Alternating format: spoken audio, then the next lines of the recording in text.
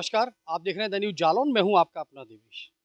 ये इश्क नहीं आसा, बस इतना समझ लीजिए, एक आग का दरिया है और डूब के जाना है। आजकल आपने देखा होगा अक्सर कुछ महिलाएं या तो अपने पतियों के लिए मुसीबत बनी हुई हैं या अपने बाल बच्चों को छोड़कर दूसरे परिवार में जाकर भागने का प्रयास करती हैं। ऐसा ही एक प्रकरण जालौन जिले के जालौन कोतवाली से है, जिसे आज हम आपसे साझा करने वाले हैं। दरअसल 28 मई को एक व्यक्ति द्वारा आकर जालौन कोतवाली में एक गुमशुदगी दर्ज कराई गई थी कि उसकी पत्नी पिछले 2 दिनों से लापता है। 2 बच्चों को छोड़कर वो लापता हुई है। पुलिस ने इस संबंध में उसके पति की सूचना के आधार पर गुमशुदगी दर्ज की थी और उसके महज 10 दिन बाद ही उत्तराखंड के हल्द्वानी ज़िले के भीमताल में एक महिला का अर्धनग्न अवस्था में शव मिला था। उसकी जब उसके पास से जो प्रपत्र मिले, उससे जो जानकारी हुई, तो जालौन पुलिस को सूचना दी गई।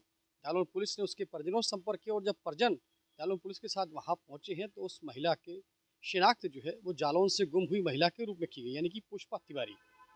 2 बच्चों की माँ थी और 2 बच्चों को रोता बिलखता छोड़ वो अपने प्रेमी के साथ भाग गई थी और उसका अंजाम, मतलब इस प्रेम कहानी का अंजाम महज 10 दिन में ही देखने को मिला और उसे अपनी ज़िंदगी से हाथ धोना पड़ा। मैं ये नहीं कहता कि प्रेम करना गुनाह है। करना शाश्वत है, प्रेम शाश्वत है, प्रेम अनंत है। प्रेम करना ठीक है, लेकिन इस प्रेम की एक परिभाषा होनी चाहिए, इस प्रेम का एक दायरा होनी चाहिए, एक प्रेम की एक मर्यादा होनी चाहिए।